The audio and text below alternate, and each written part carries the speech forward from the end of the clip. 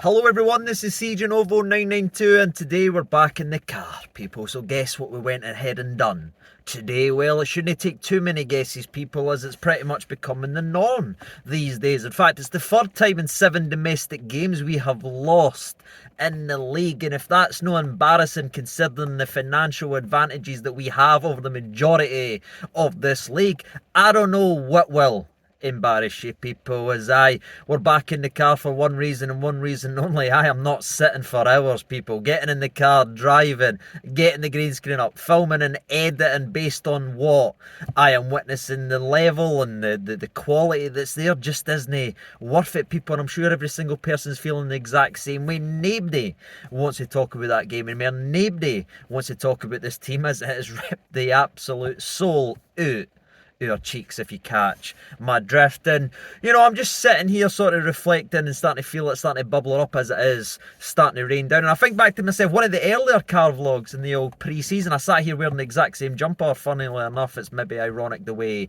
that's turned around. And in pre-season, I wasn't happy about how the team was looking. I wasn't happy about how the team was playing, and I got a bit of flack and stuff like that. People saying it's far too early to judge, and I started saying, right, aye, you're right, and I got lost in my bias, got lost in my excitement. But the truth is, people, the warning signs have been there since day one. Load managing, all that nonsense we heard about because the team looked a mess was just papering over some cracks. And you think of like the win versus Livingston and everything like that, and even going back to yesterday's preview video, we talked about how many false dawns. Again, I convinced myself with the bias that we'd be able to do enough to get beyond Aberdeen, but at the same time, is how many false dawns are we actually going to see? The games we think it's going to change, the games, right, we're going to do there, we bet Betis, now it's going to be better, right, we bet Livingston in the cup, we're in a semi-final, it's going to be better, it's going to be better. It's just no getting better, people, and I feel in the exact same situation, I should say, sorry, as I felt under Gio when it was done. People, see, when you just know it's over, it's like a bad relationship, but you stay in it and you stay in it and you stay in it. That's what Rangers board is doing with Michael Beale. This has been going wrong now for a wee while. It's been quite evidently seen, and I don't know if the players feel the exact same way. I don't know if something's happened quite there. It just isn't working anymore as we come away from that game getting pumped at Ibrox, getting beat at Ibrox 3-1 versus Aberdeen. And before I get lost in maybe the way that I need to talk about this Rangers team, Michael Beale, the players, etc, etc, you just have to give respect to Aberdeen. What they've done maybe wasn't groundbreaking in terms of lining up in a statistical point of view, but they sat in deep. First 25 minutes, I mean, everybody was at the back. I mean, Ridvan Yilmaz was playing centre forward for 6 consecutive minutes. That's how many men Aberdeen had in the back line. And they rode the luck. But again, is it luck, troops, or is it just a lack of quality on our end to continually miss sitters? Because I've never seen a team ever miss sitter after sitter after sitter. The only consistency we have is our inconsistency in front of goal. So we can keep saying it's luck, and maybe I've been bad at that on the channel, saying this guy's no good luck, this guy's no luck. Maybe they've just no got the quality. So Aberdeen, say what you want about them opening 25 minutes, but that's what they've done. They started to frustrate the Rangers team. They started to frustrate the crowd, and with their very first attempt on goal, it slipped back into the net. People, how? From a set piece, of course it is, troops. And what really annoyed me looking at the set pieces, if you watch Aberdeen's set piece that they beat us with, that was their first attempt again on goal of any type. That was the one time they went forward, they won a corner, they end up whipping it in, they end up grabbing a goal. It's an in-swinging corner. In-swinging corners in these conditions, in these types of games, are always very, very difficult. You got bodies near the keeper, he can't come out, etc, etc. It's a tactic that Sunday League teams do. People, they put it right on the money and they get their worth if I think Jose ends up missing or just leaving his man completely at the back post. And I mention that not only because obviously it's relevant to the game itself, but think about our corner in the game. What do? We trot Tavernier up, trot. I've got to take everything. Out swinging corner to absolute nobody, and it takes all the pressure away, so easily defended. And for me, it's just simple things. Because Tavernier's got to take everything, that's our game plan, that's our style, that's our organisation, because there's probably our best crosser in the game. But sometimes it's just throwing the ball in the mixer, putting the goalkeeper under some pressure, the exact way Aberdeen did it, people. The X's and O managerial style that Michael Beale's got has strangled every bit of creativity, because everything is planned out.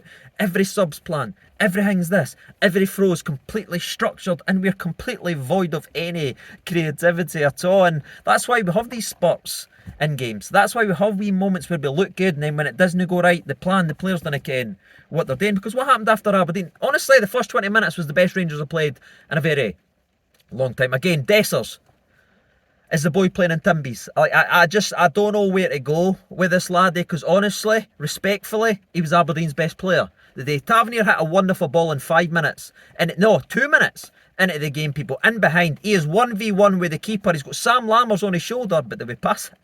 Of course, we didn't do that because it's all about individual accolades at this football club, not a team mentality. And Dessers just throws a volley to it, and when I tell you the volleys hit double Z, people, I really, really mean it. The guy abseiling for Ibrox was very lucky that he came down before the game, because that ball would have rattled him if he was hanging up there today. What was a fantastic display, and that's what annoys me, because we keep doing these displays and these wonderful things, and we're doing the right things as a fan base and right thing as a club, and then you go and you look at the stuff on the park and you're saying, what is actually going on? The quality for Dessers was embarrassing, troops. Embarrassing. And it takes me to maybe something that I did talk about at the time. You know how unhappy I was when we sold Antonio Cholak. Everyone knows, and he's all called me a fanboy, and I did get that situation. But here's a wee start for you, right? Knowing where we are in the mess that we're actually in. This point last year, gone all the way back. Cholak had 13 goals to his name and 2 assist. 1 incorrectly ruled out versus Livingston, by the way, because VAR wasn't yet implemented, so you would have even had more than that. But let's just go for the official stats. 13 goals, couple assists at this point of the season, including 2 versus PSV. Yes, one was a tap-in, but the other one was a finish that no other striker's doing in this football club for the last 10, 15 years. People often overlook that finish. It's spectacular, right? Compare him to his replacement when we chucked our top goal scorer out the football club for $1 million, people, and brought in someone 4 times his value. Dessers has 3 goals to his name in the same time period, the exact same time period. Has 3 goals, 2 of them deflections hitting off him going into the back of net, another one is a penalty. But it doesn't just go with Dessers. Look at our entire attacking investment. Put them all together. They've scored less than Cholak. The recruitment, the stuff that we have done just hasn't. We worked, we talked about gambles, we talked about this, we got excited in that and everything like that, but it's just no work. And Dessers is honestly the type of player that gets a manager sacked, and I think he has, because he's chance after chance after chance. Eventually you've got to show your quality, and the big man, despite his smiles and despite him trying hard, he's just not done it in front of goal. And maybe you're looking at it, troops, and if we're being as critical as maybe we need to be, what does it look like we're playing with this misfire and attack? Does it look like 2 strikers who's been relegated for this for the Serie A down into the Serie B? Yes. Do you know why? Because that's exactly what they have been, people. That's what we're brought in to the football club. No winners, no guys that's been proven year upon year upon year. It's that, and maybe the warning signs were always there and we all just chose to ignore them because we thought it could work. Again, Dessers was Michael Beale's #1 target. That's why I was so excited about this laddie. We were told that was it. The entire scouting team, everybody had agreed that there was our #1 summer target. So I'm saying, right, if everyone's in agreement, we've got ourselves a player right here. And then you look at him again, he's running in snow. Troops, he's slow. Can he finish? He's dreadful. He missed 2 massive chances. He missed one with his header as well after Jose put in a good ball. And then Jose himself missed an absolute sitter with his head as well. Sitter miss. Concede our first goal. Concede a set piece. All was needing was a clearance off the line or hitting the post in the bar. And I had one bingo the day. Rangers prime bingo. And second half kind of went the way it was. We're 1-0 down. We come out. And you know what really annoys me is we didn't ever see anything. Troops, yes, we made 2 changes. And let's get there for a couple seconds. Scott Wright came on. I can't do this. I genuinely can't do this anymore, troops. We're relying on the likes of Scott Wright, a player who was no longer wanted at this football club. Nothing personal. Doesn't matter if you rate him individually. He was not wanted by the manager, troops, 3 weeks ago. Sent to Turkey twice. Now he's coming trotting on in the park half-time, trying to salvage and save us. We went for bringing on the likes of Scotty Arfield, a proven guy that could change games and score goals, despite his legs obviously gone towards the end of his career. We went from that quality to what is relying on someone we were trying to punt out the door for the last 5 months. And did it work out? Of course it did. Run about like a heedless chicken, picks up a yellow card diving in bin behind. And I've seen a couple of people message me on Twitter saying, oh, it was never a second yellow card, but he was a walk-in. second yellow card because he's just running about like a heedless chicken. Again, the lack of quality, maybe not the lack of work rate, because again the laddie tries his best, but the lack of quality that he's supposed to be here at this football club is quite evident when you look at the results consistently. It's not a bad run, it's not a poor start, it's no bedding in new players. This is what we've became, troops, and I've talked about it many times. Yes, I get lost in my bias sometimes, so that's what football's all about. It's all about fun, it's all about banter. I even said in my prediction video, I'm going fully with bias right here and everything like that. And it's just sucked the enthusiasm right out the entire fan base. You saw what the fans thought. Aberdeen ended up scoring 2 late goals. Their second goal, by the way, they had about 7 shots unanswered. Shot after shot after shot after shot, and then it was slapped into the back of it by Jamie McGrath, I believe. Great finish, and their third goal was probably just a summary of where we are. Barisic, who actually had a shot well saved if you want, blah blah blah. Oh look, he crosses it sometimes, cool. He did get an assist, kinda, for the Sima goal as he dropped it in, but the goalkeeper's flopped at it. Jose's passed it in, and it gave us a little bit of a lifeline. But what happens just shortly after that, people? Barisic falling over and letting the opposite... Sorry person walking by, look at me. I'm not in the mood today, but subscribing if you are new around. Here, what happened with the third goal? Punted up, Barisic just falling over. No heart, no desire, no grit.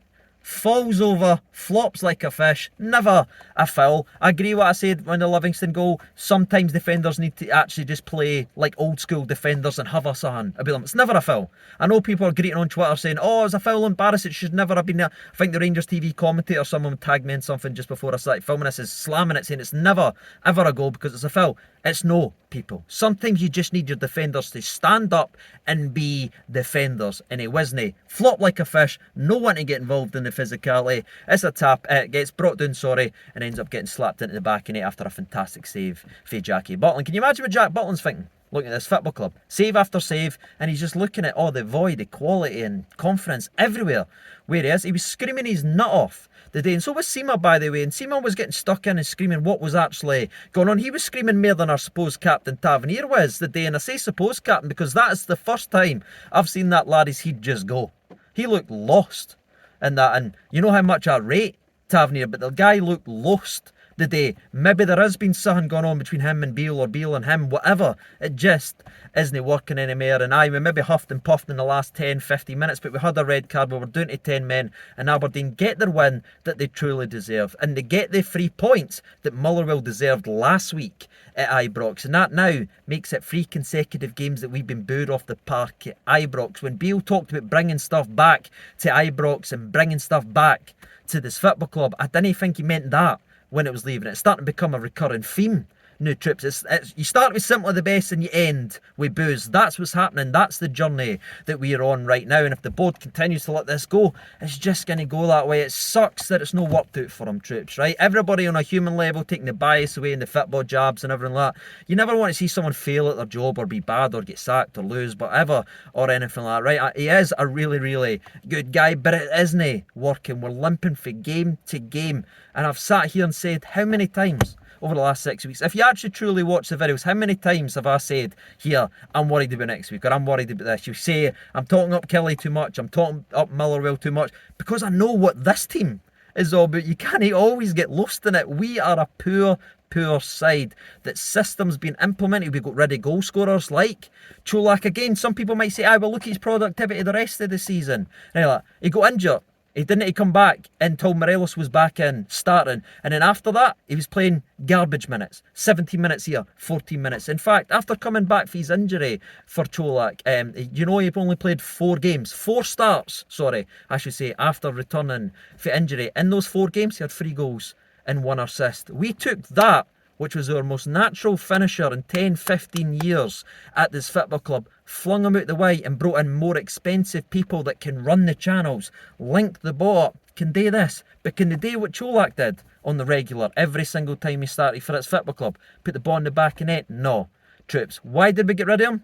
Because he doesn't fit the system. I'm asking you genuinely, just before I wrap up today's video, what is Beale's system? And honestly, shouldn't a system that's built, or is supposed to be built for a team that's meant to be winning things, no hanging in, accepting second place, kicking into a division, just trying to survive relegation. A team that's actually built to win thing. Should a system not include a guy who scores goals? I rate Danilo. Obviously he's got a really bad injury. He started the game, he scored. I think he will be a good player for us, but Beale never gave him an opportunity for months either, until Dessers was truly on his way out. So should a system that's built on a team like Rangers should be including a goal scorer? For me it does, and that's all I've got to say. Beale in, Beale out. I think that it's well and truly time now, troops. Even if we didn't sack him, and this result isn't a shock anyway. We've lost 3 of our 7 SPFL games. People, yes, we're in a semi-final, but we failed at the Champions League. We're 7 points behind Celtic, who again changed their manager, implementing a different style in that as well. They're going through their own transition, yet still they're 7 points clear, having bet us at Ibrox. Is this acceptable? Whether you like them or you didn't, is this acceptable? Can you see us turning a corner? I genuinely didn't, people. And that's all I've got to say about the game. Aberdeen well and truly deserved the points. Can't take anything away from them or anything like that. Motherwell deserved it. Last time we managed to steal it, we got a paper over the cracks style win over Livy, and then we've just went ahead and done that in Aberdeen. And aye, the worst thing you can say as a Rangers fan right now is you're not surprised or shocked. That's not a shocking result. That's not a surprising result. That's who we've become. Let me know your thoughts and opinions on the game, the players, and of course the manager. Do you think it's time to call it? For me, it needs to be done. And honestly, I wouldn't be surprised if you see me again today. Sorry if I'm wearing the same clothes, by the way, but aye, that's all I've got to say, ladies and gentlemen. But until then, until maybe later, when you see me discussing another news, I've been CJ Over92. Thank you so much for watching. All the best, and bye-bye.